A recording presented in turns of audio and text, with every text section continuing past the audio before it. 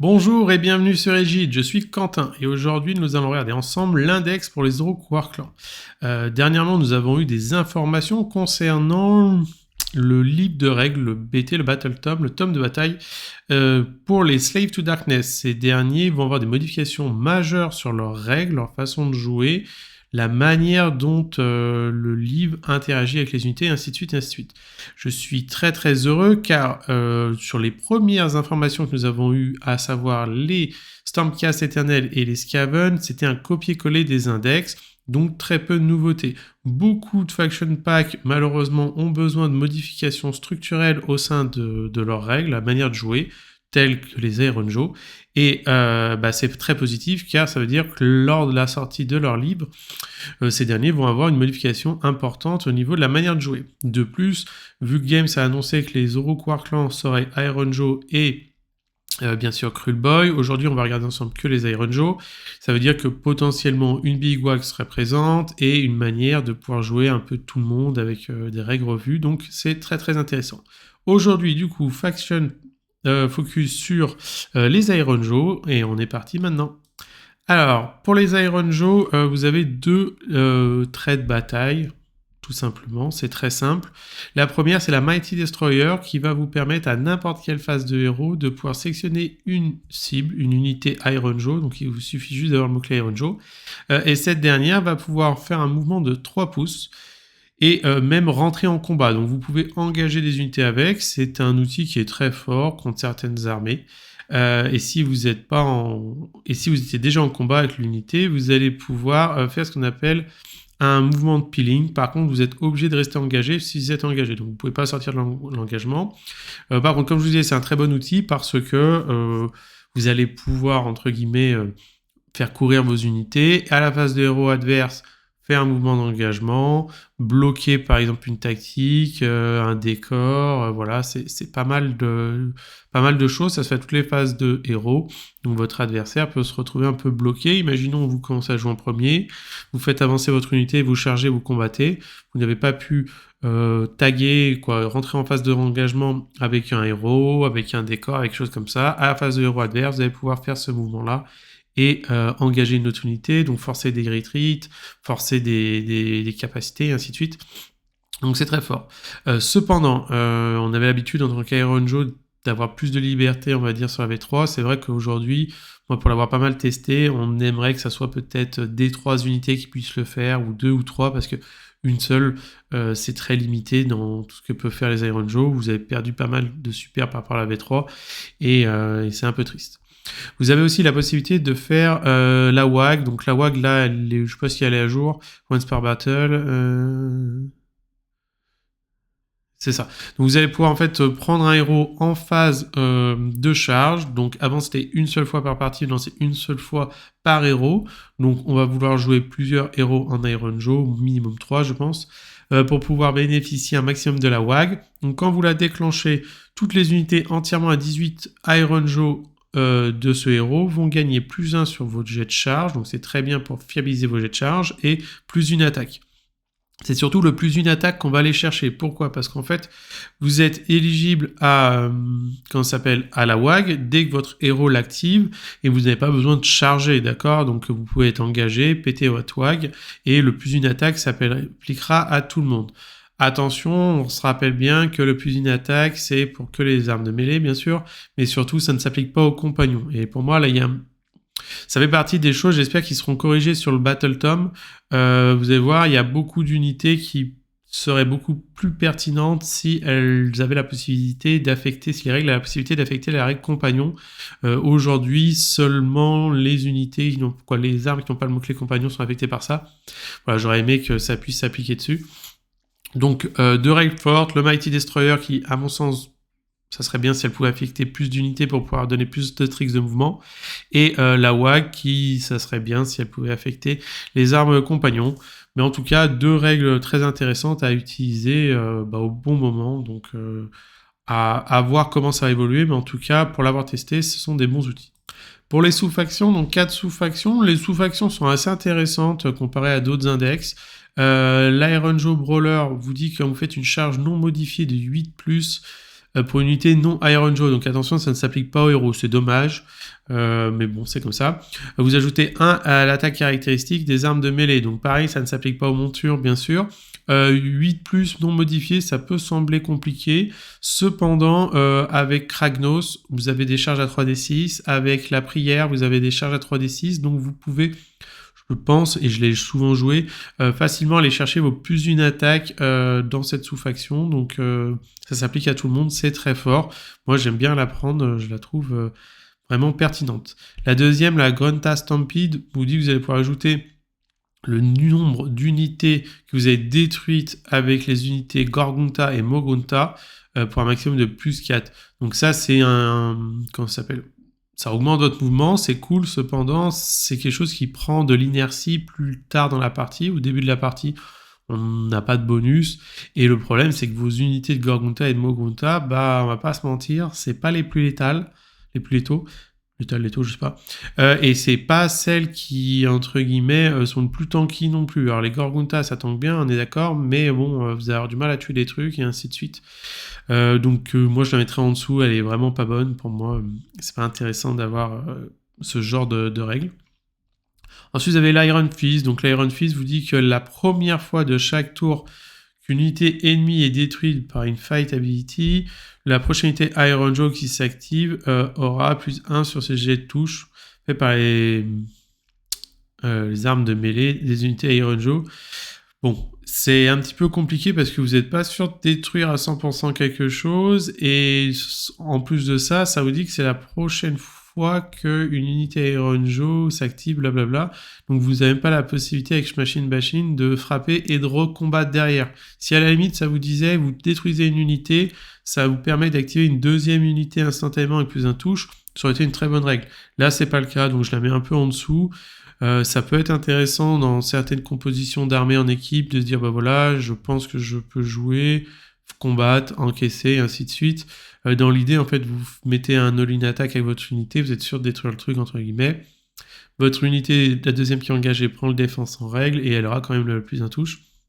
Mais une fois de plus, le problème, c'est que ça ne s'applique pas aux règles de mêlée des compagnons, donc c'est un peu frustrant. Vous voyez, vous comprenez un peu la récursion des problèmes des Iron Jaw à ce niveau-là. Et la dernière, World Fist, qui est très très forte, parce qu'en fait, quand vous êtes entièrement à 12 d'un sorcier ou d'un prêtre, vous avez une ward à 6, et vu que vous avez quand même pas mal de points de vie en save à 3 en Iron Jaw, c'est une très bonne règle. Attention aux bulles à respecter.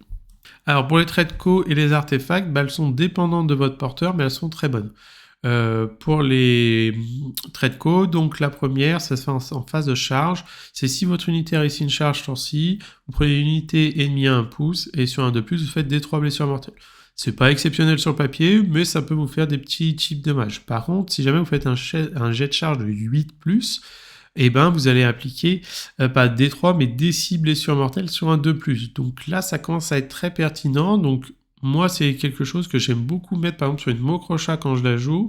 Alors, ça coûte cher, Mokrocha Kragnos, ou Mokrocha avec la prière stackée, mais vous allez pouvoir fiabiliser votre jet de charge à 8+, et bénéficier du coup d'un D6 blessure mortelle à l'impact. La Mokrocha, vous verrez, elle a une capacité à rampage de blessure mortelle sur de l'infanterie, donc bien constituée, bien utilisée. Vous pouvez mettre 2 D6 blessures mortelles à la charge, ce qui est plutôt balèze. Mais une fois de plus, c'est liste dépendant. Vous avez eu la deuxième, c'est donc celle qui se fait en phase de mouvement, qui vous dit qu'au lieu de faire un redéploiement de 1, 2, 3, votre valeur de redéploiement est obligatoirement 4. Elle est très très bonne, vraiment, parce qu'en fait, vous pouvez vous en servir comme accélérateur de mouvement. Je m'explique, vos Iron Jaw piétons vont bouger principalement de 4. Donc, au tour où votre adversaire joue et que vous n'avez pas de danger, de risque ou quoi que ce soit, vous pouvez très bien faire un redéploiement avec une unité. Cette unité-là, dans le but que ce soit un redéploiement agressif, d'accord, d'avancer votre unité, vous roulez votre dé. Si vous faites un 4, 5, 6 ou un 5, 6, tant mieux. Sinon, vous savez que vous allez pouvoir bouger de 4, et vu que de base vous bougez de 4, en fait, vous avez gagné un mouvement gratuit. Donc c'est vraiment très fort, je trouve, comme trait de co. Si vous prenez pas le truc de charge, c'est un bon trait. Et le dernier, c'est un passif qui vous dit que quand votre porteur a fait une charge sur le tour 6, vous pouvez ajouter 1 au jet de charge pour les unités Iron Joe, Willy Within 18, donc entièrement à 18 du porteur. Pour moi, elle est un chouille moins bien parce qu'en fait, vous n'avez pas pété votre WAG, donc vous allez déjà avoir un plus 1 de charge. Si votre seigneur de guerre charge, vous allez pouvoir rajouter un plus 2, cependant ça demande à charger, à le faire charger. Ce qui veut dire que vous allez devoir le faire charger en premier. Est-ce que ce sont vos héros qui chargent en premier? C'est pas dit parce que vous voulez que vos unités puissent charger, donc intéressant, ça peut trouver sa place pour avec la WAG avoir un plus de charge, mais je trouve que les deux autres sont peut-être plus intéressants. Pour les artefacts of power, pareil, 3 artefacts qui sont plutôt bons. Le premier, vous ajoutez 10 dossiers à votre porteur. Donc 10 dossiers, une Mokrocha ça passe à 15. Un mégaboss à pied ça passe à 15. Donc c'est très difficile de reprendre un objectif. Moi c'est le passe-partout, le must-have que je mets sur mes héros de manière générale. Vous avez l'armor de Gore qui vous donne une ward à 6. Donc intéressant sur une Mokrocha si vous voulez la jouer un petit peu plus... on va dire la projeter, la défendre, parce que ça, c'est une des rares occurrences de ward que vous avez en IJ. On aurait peut-être aimé que ça soit une ward à 5, mais bon, c'était peut-être trop demandé. Et le dernier qui est plutôt bon, qui vous dit vous prenez une arme de mêlée et vous lui rajoutez 1 de pénétration d'armure pour le reste de cette bataille. Donc pareil pour des Iron Joe, Megaboss à pied, Megaboss sur Mokrocha, aller chercher la Reine -2 native. C'est très bon, moi j'aime bien la jouer, pareil sur une Mokrocha ou un Megaboss à pied. Sur un War Chanteur, on ira plutôt chercher le plus 10 d'OC ou la Ward Assist si on n'est pas dans la bonne sous-faction. Voilà, donc vous avez à peu près la construction standard pour vos listes d'armées. Alors, pour les domaines de magie, donc là en fait on va commencer à rentrer dans, pour moi, le point négatif un petit peu des Iron Joe. J'espère que ça sera corrigé.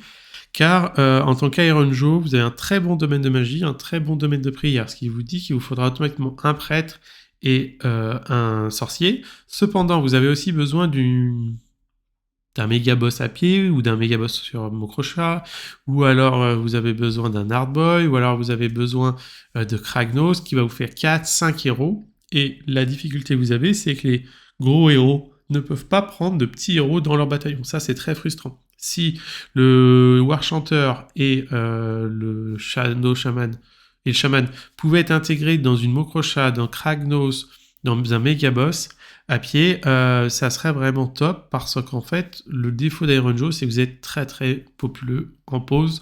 C'est très frustrant. Donc voilà, j'espère que ça sera corrigé à l'avenir. En tout cas, un spell lore qui est très bon, le sort illimité. Est-ce que vous allez jouer 2 sorciers? Malheureusement, je ne pense pas parce que tous vos héros sont pertinents et ont des bons bonus. Cependant, si vous le faites, c'est pas mal. Le sort illimité, donc c'est une unité Iron Joe entièrement à 12 et vous avez Crit to Hit.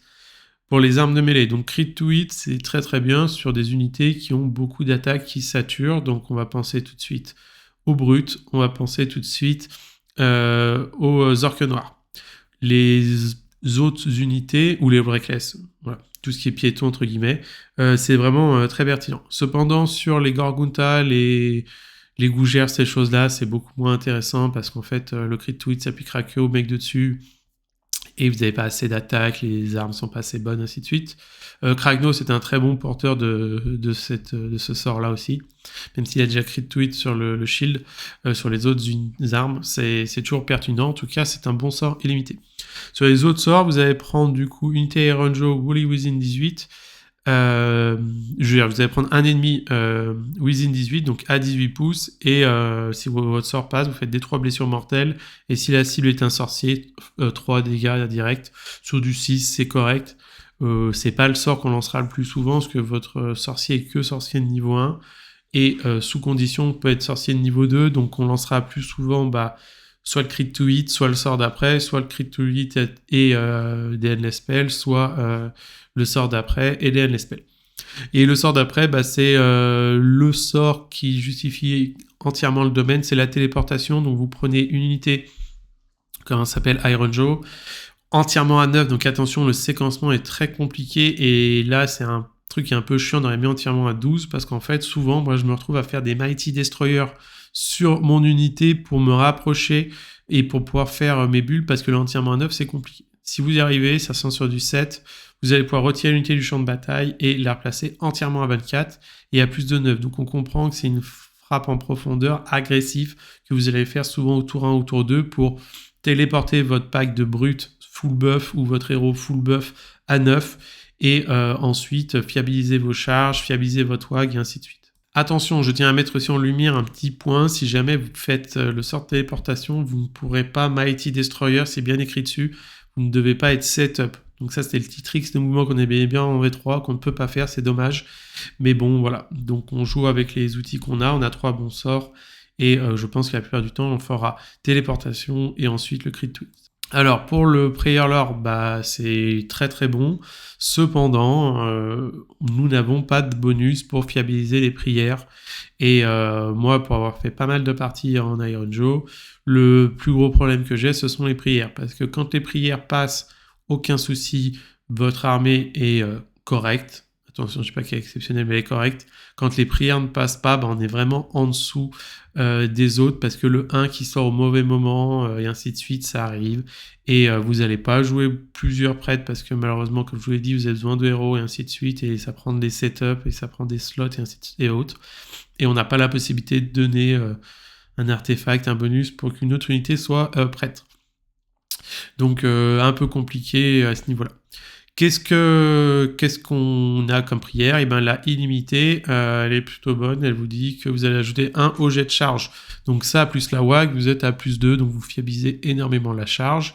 Si vous la critez à 8+, donc c'est juste le double de la valeur, vous passez sur une charge à 3d6. Donc si vous jouez pas Kragnos, vous allez, je pense, en tour et demi, claquer un PC pour stocker de la prière. On va dire une moyenne de 3-4 points. Et ensuite, à votre tour, essayez d'aller chercher le 8+, pour pouvoir aller charger la charge à 3d6. On va essayer de mettre un maximum son prêtre à côté d'une place de pouvoir pour aller chercher le bonus de +1. La charge à 3d6, c'est une très bonne prière. Elle est limitée, mais je vois mal un set. En fait, le souci, c'est que soit vous allez chercher 2 prêtres, soit 2 sorciers, mais souvent vous voulez l'un de chaque, et donc vous comprenez que même s'il y en a un limité, Unlimited, on a du mal à aller chercher un deuxième prêtre.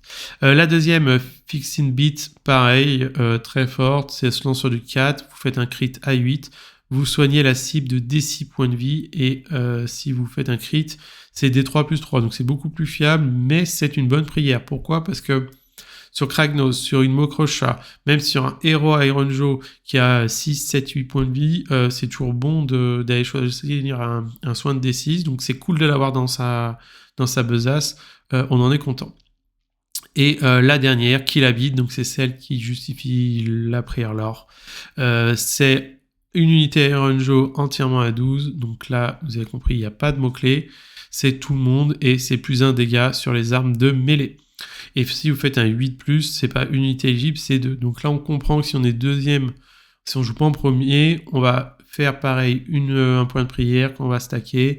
Et l'idée, c'est soit à votre tour d'avoir 2 unités pour faire le crit à 8, soit de la conserver pour qu'au tour 2, vous ayez 2 unités pour avoir le crit à 8. Pourquoi? Parce que +1 dommage, c'est tout ce qu'il vous faut en tant qu'Iron Joe dans vos outils. Kragnos, il va se retrouver avec des dommages délirants.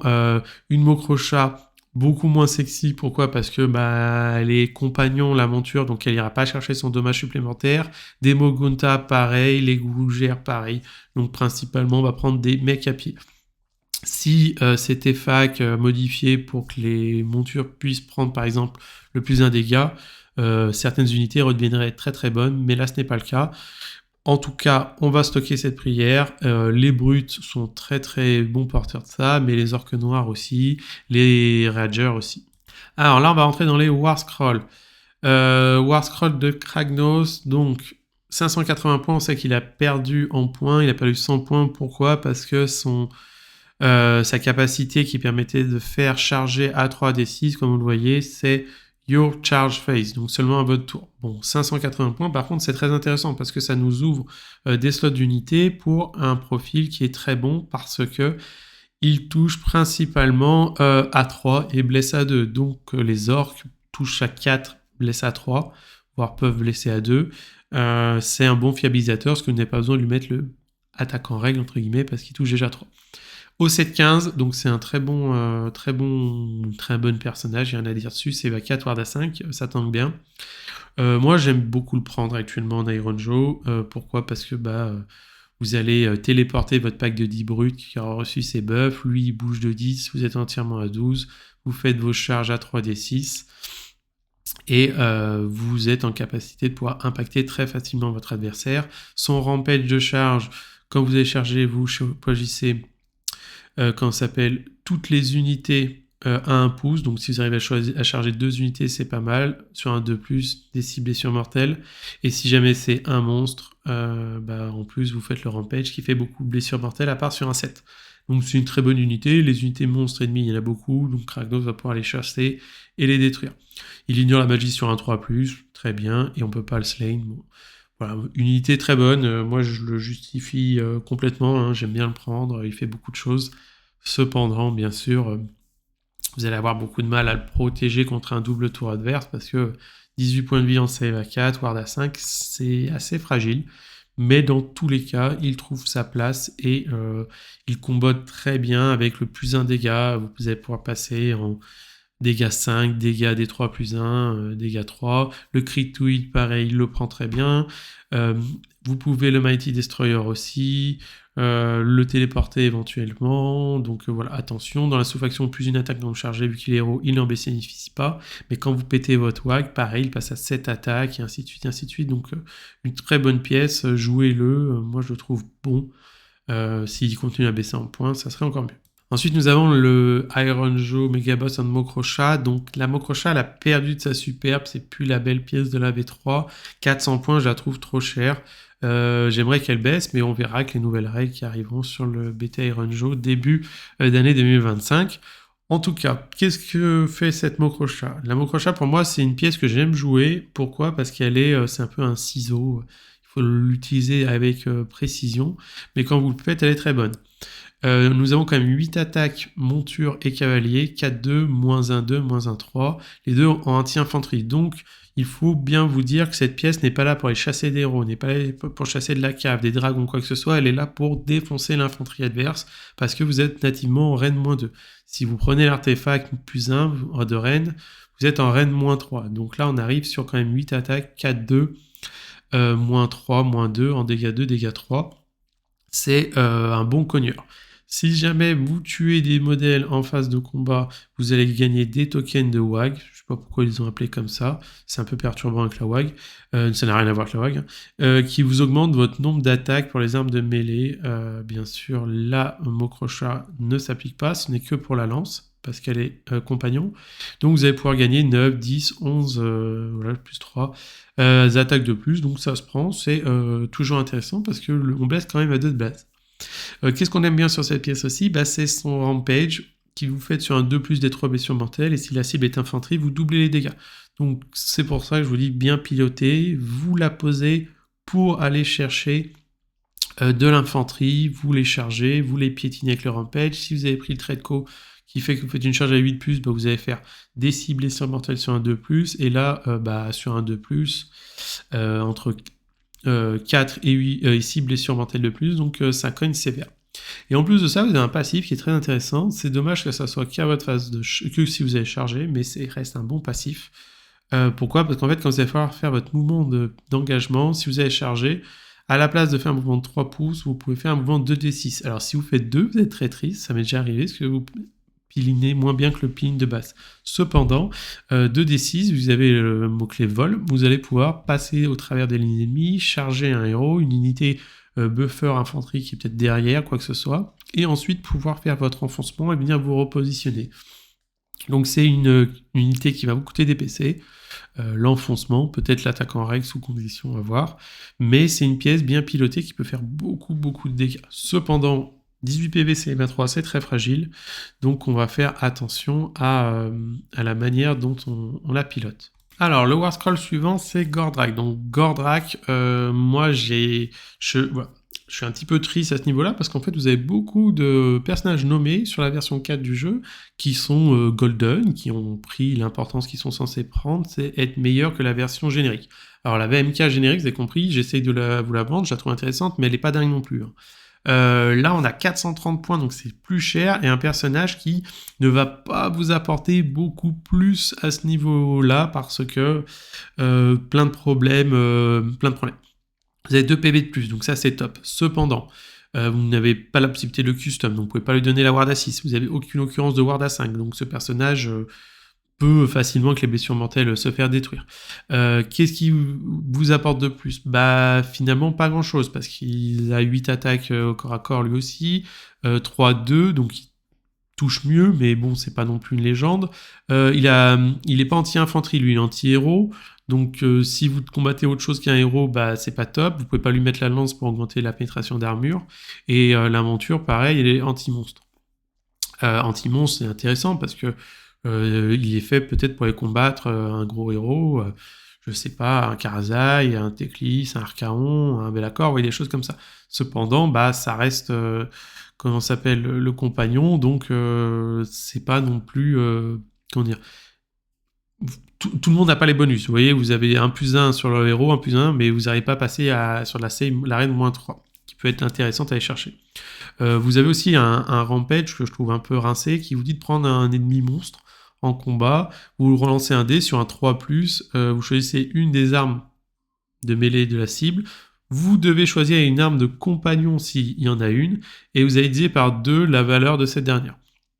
Donc intéressant pour réduire le nombre d'attaques. Cependant, si l'arme a un compagnon, vous devez prendre cette truc-là. Souvent, les compagnons, c'est ce qui tape le plus fort, mais une fois de plus, on divise par 2 et vous n'avez pas, comment ça s'appelle, vous n'avez pas souvent 10 attaques. Vos compagnons, de manière générale, ils ont... ils ont 6 attaques, vous voyez, des choses comme ça, donc c'est pas... Et c'est sur un 3+, donc je trouve ce Rampage, il est mal formulé, mal fait, on aurait peut-être préféré quelque chose de différent, je sais pas, peut-être un Roar. Moi je pense que je préfère que Gordrakk arrive, il dise à ma cible, je le charge, pas d'ordre, sur un 3+, comme ça je vais pouvoir frapper dessus et être en 2 de pénétration, plutôt que de dire, ok, je vais diviser les armes par 2 et je vais frapper, et si jamais je frappe pas assez fort, tu me feras peut-être pas assez de dégâts. Oui, c'est un peu étrange, je suis pas très fan de ce truc-là. Qu'est-ce qu'on aime bien chez Gordrakk? Bah, c'est sa WAG, il a une capacité, quand il claque sa WAG, il donne un +1 touche à tous les unités Iron Joe entièrement à 18. Donc là, c'est très bien, parce qu'en fait, c'est une accumulation de buffs, vous allez gagner comme ça un all-in attack, cependant, ça ne s'applique toujours pas aux compagnons, donc si ça s'appliquait aux compagnons, ça serait top, mais c'est pas le cas. Donc est-ce qu'on a envie de payer 430 points pour ça? Pour moi, c'est très compliqué. On aurait peut-être aimé que cette règle de WAG améliorée puisse être dupliquée sur d'autres unités, mais ce n'est pas le cas. C'est dommage. Et il a le token qui gagne, pareil. Donc une pièce que je vous dis, je trouve un peu en dessous. Vous n'avez même pas de... Avant, il avait la possibilité de taper plus fort sur certains types de personnages et tout. Les armes ne sont même pas crit mortales sur les, je sais pas, sous conditions, autre chose comme ça. Bon. Voilà. Moi, je ne suis pas très fan de ce personnage-là. Je trouve qu'il est trop cher. J'espère qu'il sera réécrit avec le BT. Parce que pour un nommé, je trouve qu'il ne trouve pas vraiment sa place dans l'index. Déjà que la MK a du mal, mais alors lui, c'est encore pire. Alors maintenant, nous passons au méga boss à pied. Donc le méga boss à pied, lui, par contre, c'est un golden. Golden, c'est vraiment les héros qui trouvent leur place instantanément. Pourquoi? Déjà, vous avez 8 PV, donc pour un héros à piéton, c'est très bien. Save à 3, donc ça tombe bien. 8 attaques, 4-2, -1-2, ça cogne. Vous pouvez aller chercher tous les petits buffs qu'on a pris ensemble. Qu'est-ce qui vous fait 210 points. On peut trouver ça cher pour 210 points, mais en fait, pas du tout, parce qu'en fait, ça fait partie de ces personnages qui vont qui vont multiplier la puissance de vos unités, donc c'est très dur à estimer comme prix. Vous allez pouvoir en phase de héros prendre une unité brute entièrement à 12, donc attention aux bulles. Et sur un 2+, ajouter 1 à la caractéristique d'attaque. Donc les brutes sont l'unité qui est votre fer de lance, c'est ce qui tape le plus fort. Donc vous allez pouvoir comme ça facilement rajouter une attaque. On a vu que la WAG rajoute une attaque de plus, donc vous allez être en plus 2 attaques, facilement. Dans la sous-faction de la charge, +3. Lui, il a la même règle, quand il tue des unités, il gagne des attaques supplémentaires. On va pas le prendre pour ça, mais en tout cas, c'est un bon point. Hein. Et la troisième règle qu'il a, qui le justifie aussi, mais attention, je pense que ça peut être compliqué à mettre en place, mais c'est une bonne règle, c'est une réaction quand vous déclarez une fight ability pour cette unité. Donc il faut que lui il combatte. Donc vous dites, Mon méga boss à pied va combattre, je l'active, je fais ma réaction, donc avant de faire votre peel-in et avant de frapper. Vous allez rouler un dé sur un 3+, vous allez rajouter une attaque caractéristique pour les armes de mêlée, pour les unités brutes qui sont en combat range de lui. Donc combat range, c'est 3 pouces. Donc c'est une autre manière de rajouter plus une attaque à vos brutes qui sont, vous avez compris, votre fer de lance. Cependant, ça vous force obligatoirement à engager ce personnage-là, à le faire frapper. C'est peut-être pas lui que vous allez vouloir faire frapper en premier, mais les brutes. Vous n'avez pas la possibilité de faire frapper ce héros-là, puis les brutes instantanément. Vous n'avez pas de frappe en premier, pas de frappe en dernier, donc ça va être difficile. Attention à cette règle, voilà, n'essayez pas d'optimiser au maximum votre méga boss à pied. Moi, je préfère largement le mettre un petit peu derrière. Sur un 2+, il donne son attaque, il suit tout le monde. S'il peut aller combattre, il combat. Mais attention, voilà, c'est un bon buffer. Ça serait dommage de le perdre trop facilement. Mais une très bonne pièce. Ensuite, nous avons Zogroth. Donc Zogroth, il a perdu beaucoup de points depuis le début de la sortie. S'il continue à en perdre, c'est top. C'est un personnage qui est très très bon. Son profil de close est sympa. Qu'est-ce qui fait qu'on va plutôt choisir ce personnage-là plutôt qu'un autre? C'est parce qu'en fait, vous avez la possibilité de choisir entre deux armes, la Smashing Choppa ou le Gorta Tong. La Smashing Choppa vous permet, en fait, quand vous faites une attaque et que des dégâts sont alloués avec le mot-clé Smashing Choppa, vous allez pouvoir supprimer les jets de protection sur l'unité jusqu'à la fin de la partie. Bon, c'est très intéressant contre certains match-ups. Cependant, sur la Machine Choppa, vous avez deux attaques. Ok, elles étaient en touche à 4, BC de N-3. Ça peut passer, il n'y a pas de souci, mais ça peut rater, votre adversaire peut bloquer, ainsi de suite. Supprimer la règle, c'est très très fort, mais vu qu'il est nommé, vous pourrez en avoir qu'un seul, ce n'est peut-être pas la règle que vous allez devoir chercher. Vous allez plutôt devoir chercher la suivante, qui vous dit de prendre une unité Iron Jaw, donc celle-ci elle est native, et vous allez infanterie, attention, vous pouvez pas la mettre sur les cavaleries, vous pouvez pas la mettre sur Kragnos, et ainsi de suite, et ainsi de suite. Cette unité infanterie entièrement à 12, vous allez lancer un D6, et sur un 4+, l'unité va gagner crit mortal sur son arme de mêlée. Si vous avez pris l'Argontaktong, donc c'est l'autre arme, le marteau, vous allez pouvoir du coup ajouter 1 sur ce jet là. Donc en fait vous allez passer sur un 3+, pour pouvoir donner crit mortel. Et donc quand vous réussissez votre 3+, qui se fait à votre phase de héros, c'est jusqu'au début de la prochaine phase de héros en plus, donc vous allez transformer vos unités en des machines de guerre. Donc pour moi Zogroth, et je sais pas s'il est auto-inclus, parce qu'en fait vos unités tapent quand même très fort, mais quand vous passez votre buff, vous démultipliez des brutes en crit mortal, dégâts 2, dégâts 3 ou dégâts 3, dégâts 4. Ça change tout. Des orques noirs qui peuvent passer en raid-1, dégâts 1 en crit mortel, vu que ça sature, c'est top. Avec la WAG, en raid-2, dégâts 2, quoi, raid-1, dégâts 2, crit mortel. Voilà, ça devient c'est un démultiplicateur, c'est très très fort. Ce personnage-là est très très bon. Et en plus de ça, vous avez le petit clonk, donc c'est le petit squeak qui l'accompagne, qui est très fort, qui vous dit qu'à chaque fois que vous allez faire un jet pour donner le crit mortal, si vous le ratez, vous pouvez le relancer. Si jamais vous faites un jet non modifié de 1 à la sauvegarde, il meurt. Voilà. Donc top, ça fiabilise vos jets de blessures mortelles. C'est une super pièce. Attention, moi j'ai fait pas mal de parties en Iron Jaw. La grosse difficulté des Iron Jaw, c'est les bulles, parce qu'en fait, au début, vous faites votre déploiement, vous êtes en château, vous allez commencer à buffer vos brutes, les téléporter, les faire charger votre Mokrocha au Kragnos, et les petits héros tels que Zogroth, machin, pour suivre, faut se bouger l'arrêt, et souvent, quand le combat, vous êtes au tour 2, tour 3, c'est des personnages buffers qui vont ne plus avoir d'intérêt, parce qu'en fait ce qu'ils veulent buffer sont trop loin, et donc il va mettre son crit mortel sur lui-même, et ainsi de suite, et ainsi de suite. Donc attention à ces pièces-là qui sont très fortes, mais les bulles, c'est difficile à suivre. Ensuite, nous avons le War Chanter. Donc le War Chanter, pour moi, son plus gros défaut, c'est qu'il ne peut pas rentrer dans les unités en tant qu'héros auxiliaire. Ça vous fait des pauses en plus. Au 6 PV, c'est vacate, c'est très très bien. Sa règle est un peu rincée, qui vous dit que si jamais il tue des modèles au corps à corps, vous gagnez des 3 blessures mortelles, donc on va essayer de l'exposer pour aller faire vos D3 vos D3 points de rituel, je veux dire. Si on y arrive, c'est top, parce qu'on a besoin de points de rituel pour charger nos prières, et c'est notre seul prêtre de niveau 1. Aucune possibilité de le passer niveau 2, aucune possibilité de lui fiabiliser quoi que ce soit. Je sais pas, peut-être que je rêve, mais on aurait peut-être aimé quelque chose qui vous dit que si vous avez 2 war chanteurs à portée d'engagement, vous générez plus 1 point de rituel automatiquement pour chacun d'eux, j'en sais rien, des choses comme ça. Parce que là, vous avez compris que les prières sont très fortes, mais moi ça m'arrive beaucoup souvent, trop souvent. Vous set up votre plus 1 dégâts, et vous faites votre 1, et vous perdez des D3, et vous pouvez plus faire votre prière autour, vous en avez besoin, et ainsi de suite. En tout cas, 120 points, c'est pas cher. Moi, j'en joue un dans toutes mes listes, mais on aimerait pouvoir les fiabiliser un peu plus.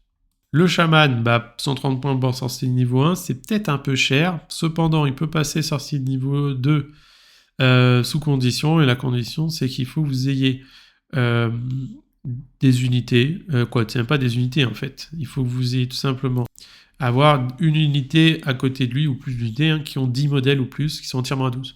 Donc au déploiement, vous avez souvent 10 brutes ou 10 orques noirs, et ils lui donneront comme ça facilement son power leveling de niveau 2, donc vous allez pouvoir faire crit to hit, téléportation. Cependant, dans la partie, dès que tout va bouger, il est entièrement à 12, et les pertes, et ainsi de suite. Il repassera à sorcier de niveau 1, c'est pour ça peut-être que le passer à 120, vu qu'il est la plupart du temps sorcier de niveau 1, j'en sais rien.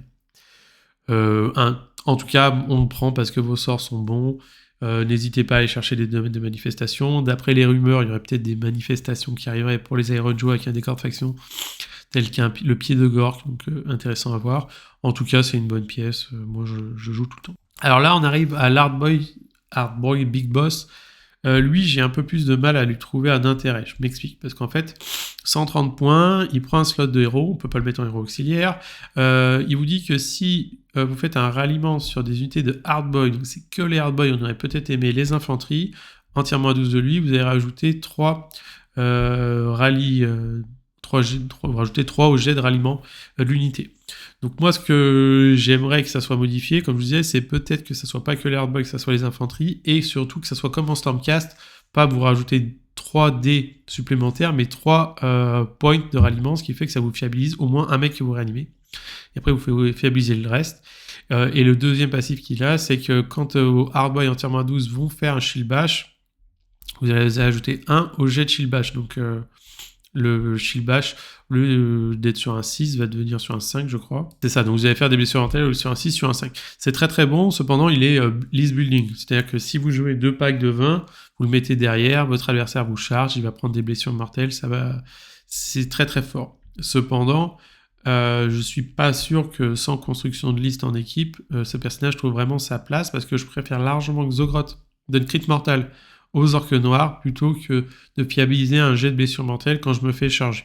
C'est ma façon de voir le jeu, mais en tout cas, en construction de liste, en team, ce personnage est très fort parce que vous allez pouvoir fiabiliser les hardboy. Attention, pour les personnes qui ne le sauraient pas, les unités ne sont affectées que par un seul passif, donc vous ne pouvez pas en jouer 2 et rajouter plus 2 à vos jets de get bashing. Voilà. Intéressant, mais ça fait en fait beaucoup de setup, je trouve, pour des unités qui peuvent ne pas en avoir besoin. Ensuite, on passe aux brutes. Donc les brutes, c'est votre unité fer de lance. Je pense qu'on sort difficilement sans un pack de 10. Pourquoi 3 PV, save à 3. Vos armes, c'est très simple, vous avez tout en brute weapon, 3 attaques, 4-3, moins 1-2. Anti-infanterie, donc l'infanterie, on est content, on aurait moins 2 dégâts 2. Et vous avez le droit à 1 sur 5 qui est le Gorchopa. Le champion ne peut pas avoir le Gorchopa. Et le Gorchopa, c'est Ren-2, dégâts 3. Donc sur un pack de 10, on a à 2 qui ont la grosse arme. Donc on est content. C'est les armes qu'on retirera en dernier. Donc attention à la manière dont vous retirez vos figurines. Ils ont toujours la petite règle sympa qui vous dit que les modèles qui ont 1 ou 2 PV ne peuvent pas contester les objectifs quand vous êtes en melee weapon avec eux, donc à 3 pouces. Donc très bien pour reprendre des objectifs à beaucoup d'unités qui ont 1-2 PV. Attention, maintenant, beaucoup de cavalerie sont passés à 3-4 PV, donc vous ne pouvez plus bloquer la cavalerie. Et tout ce qui est infanterie monstrueuse ou infanterie élite ont 3 PV aussi, donc c'est moins pertinent. En tout cas, c'est un bon passif. Cette unité, vous avez compris, c'est l'unité qui va prendre les buffs. 3 attaques de base, plus une avec la WAG, plus une dans la sous-faction qui vous donne une charge, le méga boss à pied, plus une, plus 2, donc pour monter à 7 attaques. Et c'est là où en construction de liste, en tout cas au travers de mon expérience, le pack de 10, c'est très bien. Cependant, le pack de 10 souvent oblitère toutes les unités qu'il charge dès que vous avez plus un dégât ou le crit mortal. Donc, est-ce que finalement un pack de 5 full buff, c'est pas plus pertinent qu'un pack de 10 parce que ça peut vous permettre d'engager plus de combats, d'avoir plus de présence sur table. Vous êtes plus fragile, bien sûr, si vous prenez une charge, c'est plus facile de faire 15 PV que d'en faire 30. Voilà, très bien avec la Ward à 6, à vous de voir. En tout cas, si jamais vous mettez tous vos buffs sur cette unité, essayez de charger 2 unités pour séparer vos attaques parce que vous tapez tellement fort. C'est l'unité qui va prendre la ligne attaque très facilement en tout cas. Les hardboys, les orques noirs, eux par contre, attention, ils ont que 2 PV. Par contre, ils ajoutent par 10. Donc ça vous lance 21 patates de base, 4-3, moins 1 anti-charge. Et quand ils se font charger, vous prenez une unité en combat avec eux et vous faites un jet de shieldage. Donc vous jetez autant de dés que vous avez d'orques noirs et chaque 6 c'est une blessure mortelle, chaque 5 c'est une blessure mortelle avec le petit héros, donc situationnel. Mais même si vous n'avez pas le héros à côté, ça reste une bonne unité. Touche à 4 parce que c'est orque noir, blesse à 3. Mais comme je vous dis, vous pouvez facilement prendre le plus 1 dégât, peut facilement prendre le crit mortel, peut facilement prendre le crit to hit. Et votre adversaire commence à se poser des questions parce que ça fait quand même 20 points de vie en save à 3 natif non renforcé, renforcé 40 points de vie, ça sature pas mal, c'est une bonne unité à ne pas sous-estimer. On aimerait peut-être qu'il baisse légèrement en points, mais voilà, moi j'aime bien en prendre une en défensif entre guillemets pour faire en sorte que le shaman ait son sorcier niveau 2 et ça protège bien les objectifs. Alors maintenant on va passer au Gorguntas. Donc le Gorguntas c'est l'unité qui a tout perdu. Pourquoi a tout perdu? Parce que quand vous faites un mouvement de charge, si cette unité, vous prenez une unité ennemie, un pouce sur un 2+, vous faites D3 blessures mortelles. Et si jamais l'unité c'est de la cave, vous faites D3 mortelles plus 1.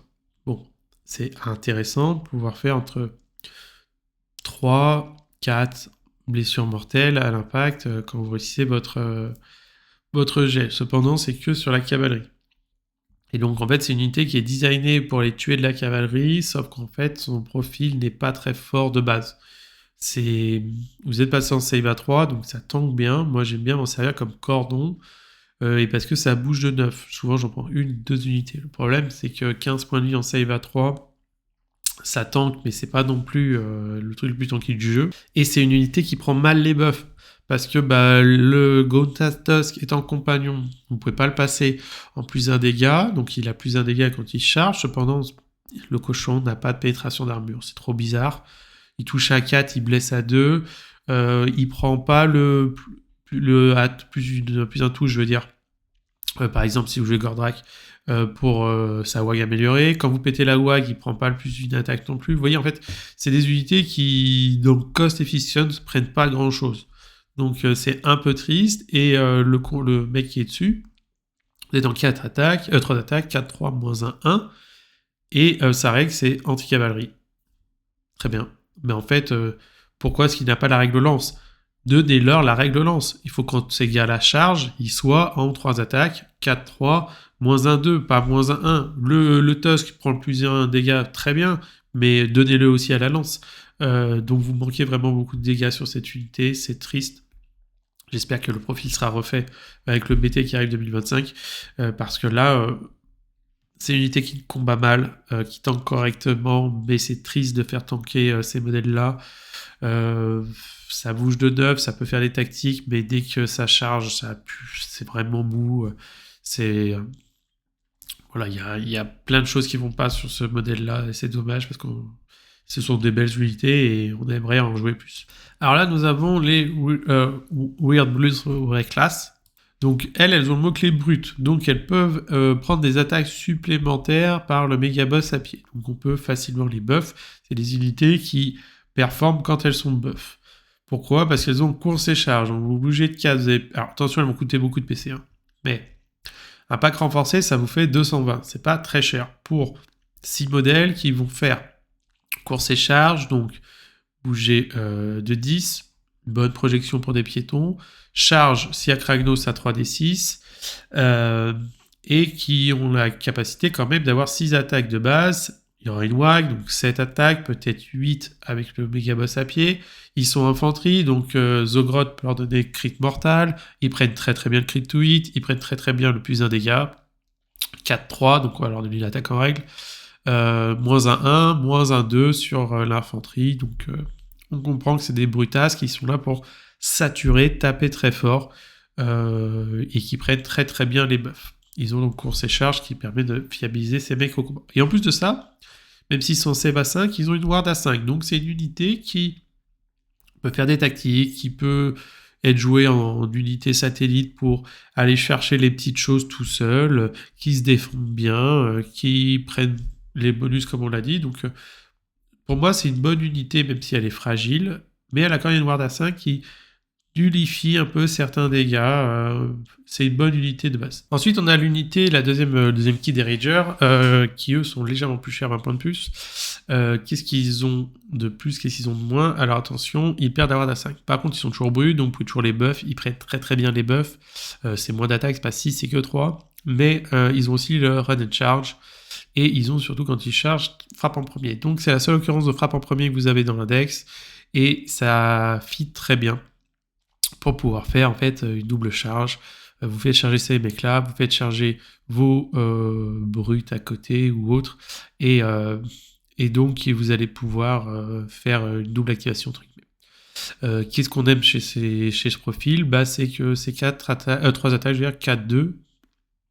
Donc ça prend très bien l'attaque en règle. Moins un 2 de base, donc déjà vous allez pouvoir aller chercher plus un dégât, crit to hit, crit mortel, voilà, vous avez compris la soupe, hein, de toute façon, c'est Aerojo, c'est une armée d'empilement, renforcée, ça vous fait pas si cher que ça vous fait 260 points, 260 points qui va prendre la WAG, qui va prendre, si vous avez de la sous-faction plus une attaque quand vous chargez, le méga boss à pied, ça devient des unités qui sont très très fortes, et qui vont vraiment faire ce qu'elles sont censées faire, c'est-à-dire cogner.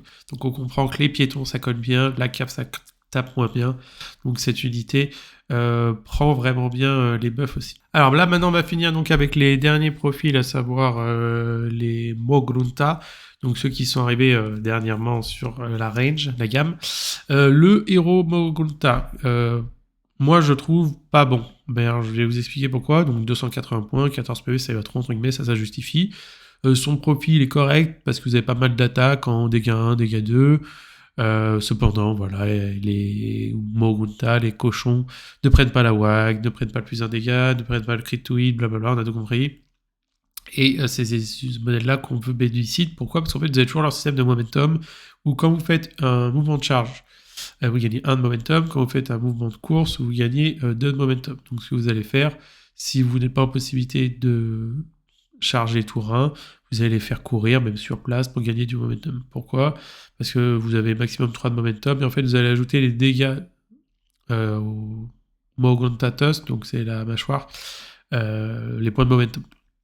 Donc de base, vous avez 2 de dégâts, donc vous pouvez passer en dégâts 5, donc c'est 5 attaques, 4-2, moins de 5, ça arrache beaucoup de choses.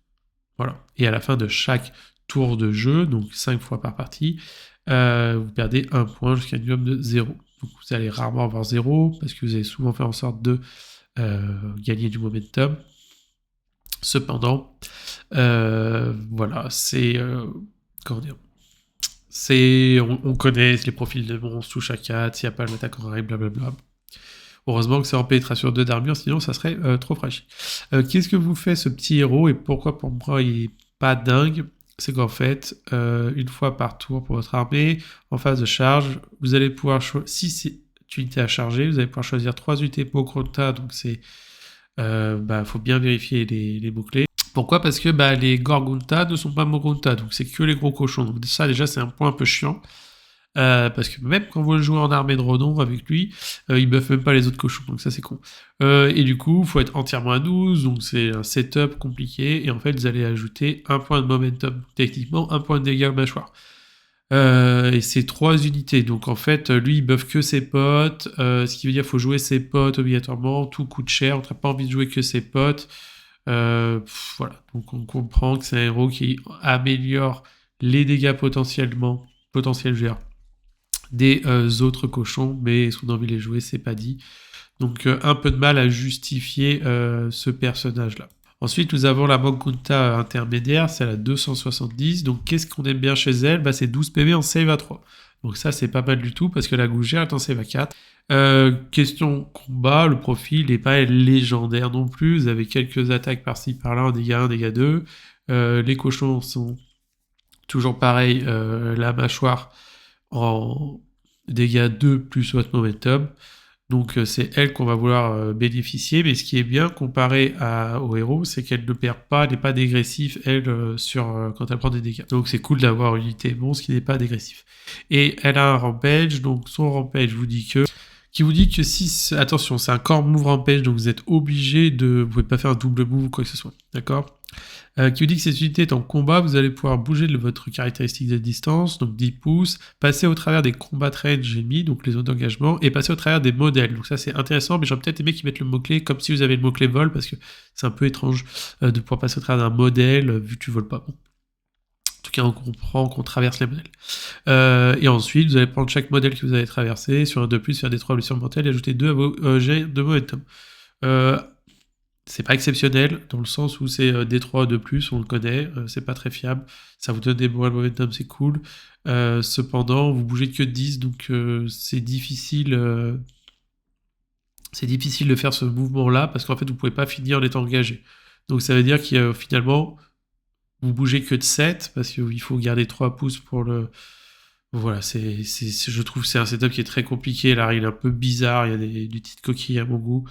Pareil, ça vous dit si cette unité est engagée, elle peut bouger et elle peut passer au travers. Donc si vous n'êtes pas engagé, c'est-à-dire que vous ne pouvez pas faire ce rampage. Donc en fait, vous faites vos normal moves, donc c'est un rampage qui fait que quand vous êtes engagé. Cependant, si vous n'avez pas un double tour, c'est possible que ce modèle soit déjà mort, donc bon, c'est un peu compliqué. Et pour finir, nous avons la gougère. Donc moi, la gougère, je trouve que c'est la meilleure des trois, dans le sens où elle est jouable. Son gros défaut, c'est qu'elle est en save à 4. 12 PV save à 4, bouge de 10, 220, c'est légèrement cher. Ça combat correct, mais c'est pas une légende du club non plus. Cependant, avec vos points de momentum, ça peut être sympa. Qu'est-ce qu'on aime chez la gougère? En fait, c'est son rampage. Attention, c'est qu'une fois par tour. On va pas en jouer, on va faire plusieurs fois ce rampage si vous jouez plusieurs gougères. Qui vous dit que si cette unité est à charger, vous prenez une unité à 1 pouce, pointe la cible, vous roulez un dé, et sur un 5+, l'unité à frappe en dernier. Donc, mettre frappe en dernier, c'est la seule occurrence que vous avez de frappe en dernier dans l'index, donc c'est très bon. Et, en plus de ça, vous allez ajouter son nombre de momentum. Donc, techniquement, vu que vous avez chargé, vous avez au moins 1 point, vu que vous en gagnez 1 quand vous chargez. 2 points, je veux dire, quand vous... sinon, 1 point quand vous chargez. Donc, ce qui fait que quand vous chargez, vous êtes sur un 4+. Donc, 4+ pour une frappe en dernier, c'est bien. Si vous avez plus de points, imaginons 3 points, ça devient 2+, donc c'est très fort. Moi, je trouve que c'est le meilleur rampage des 3, et c'est la moins chère, donc on peut envisager d'en jouer une dans chaque roster pour fiabiliser ça. Cependant, on commence à comprendre, et moi je vous le dis avec mon expérience, que Iron Joe, ça demande des buffs, ça demande des setups. Quand les setups sont respectés, les bulles sont respectées, ça fonctionne. C'est pas exceptionnel, mais ça fonctionne. Quand par contre vous avez rien qui est respecté, l'armée fonctionne pas très bien. Donc si c'est des choses vraiment qui, comme on voit chez STD, ont des règles modifiées, j'aimerais que cette façon de jouer Iron Joe soit modifiée pour que l'armée ait vraiment un cœur qui fonctionne tout le temps et que le reste vienne le modifier et pas a besoin d'être modifié en permanence et que le reste est boiteux, vous comprenez. Si les leaks qu'on a vu passer sont corrects, il y aurait du coup courant 2025 le livre d'armée qui arriverait avec Iron Joe et les Cruel Boy, une Big Wag qui permettrait de les assembler bien sûr, un nouveau héros seulement pour les un nouveau héros upgrade seulement pour les Cruel Boy, et Endless Spell et des corps de faction. Donc, si tout ça est vrai, c'est top. Ça pourrait permettre aux Iron Joe d'avoir des buffs différents et Endless Spell, des trucs sympas avec des pieds, des mains, des choses comme ça. Donc j'espère que cette revue vous aura plu. On se revoit sur une prochaine. Ciao, à la prochaine.